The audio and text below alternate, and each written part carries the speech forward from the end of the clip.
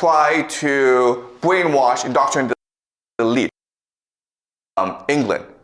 Okay? So this is the way, this is what happened. So this is a map of the British Empire. Okay? So let's look at India and China. The local elites had to help the British do this.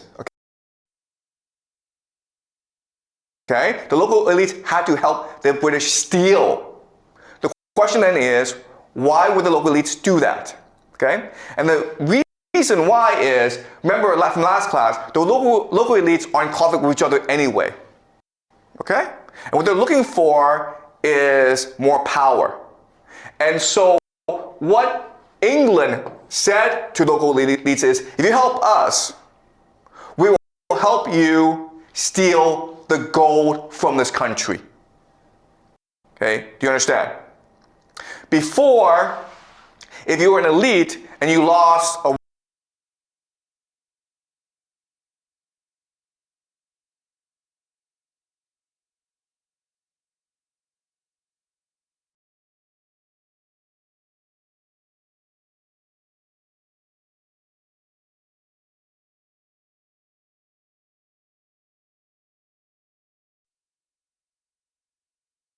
war, or the people didn't like you, they could kill you.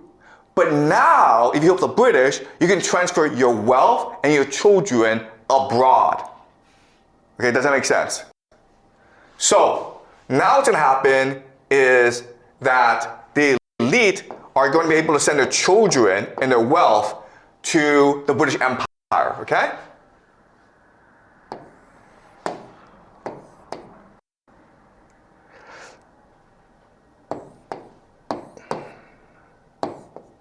Okay? And there are certain mechanisms that allow them to accomplish this. The first mechanism is, of course, finance. Okay? So, not only are you allowed to transfer your capital to the United Kingdom and its colonies, but they will disguise it for you. This is what we call money laundering, okay? Money laundering.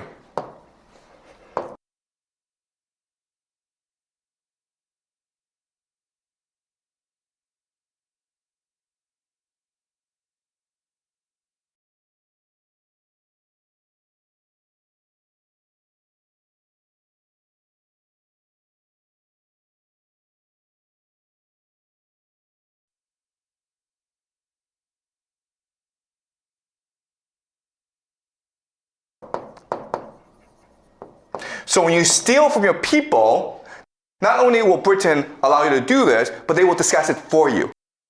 Okay? Through their offshore financial centers, including Hong Kong, Singapore, their lawyers will pretend that this money came from, not from drugs, not from gambling, not from prostitution, but from restaurants, from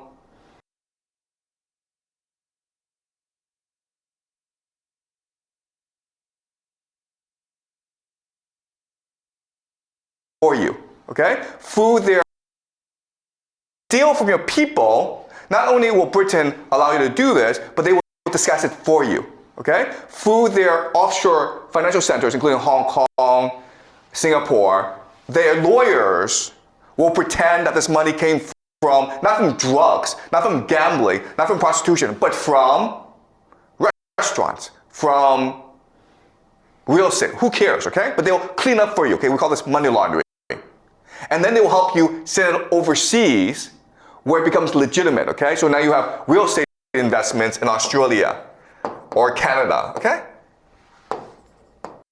All right? So this is a global money laundering system that encourages the local elites to be corrupt. Okay? It protects them in their corruption and it incentivizes them in their corruption, okay? Does that make sense? The second thing that allows this to happen is schooling. Okay? So what do I mean by that? The British, when they conquered India and China, what they were trying to do is try to brainwash, indoctrinate the elite. So they set up these schools, right? And when you went to these schools, what did you learn? You learned English.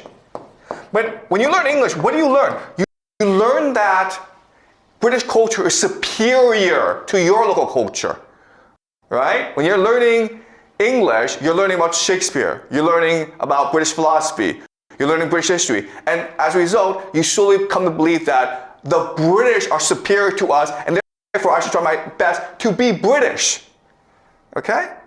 And also, what's really important is that the schooling system allows for mobility. Okay? So if you are a really smart person in China, well, there's really little mobility for you in China. But if you go for the British system, you might win a scholarship to go study at Oxford or Cambridge, okay? You even might become a Rhodes Scholar. So a Rhodes Scholar, it's basically a secret society, okay, guys? But the idea is that all over the British Empire, the very best students will be selected to go to Oxford, where they become best friends.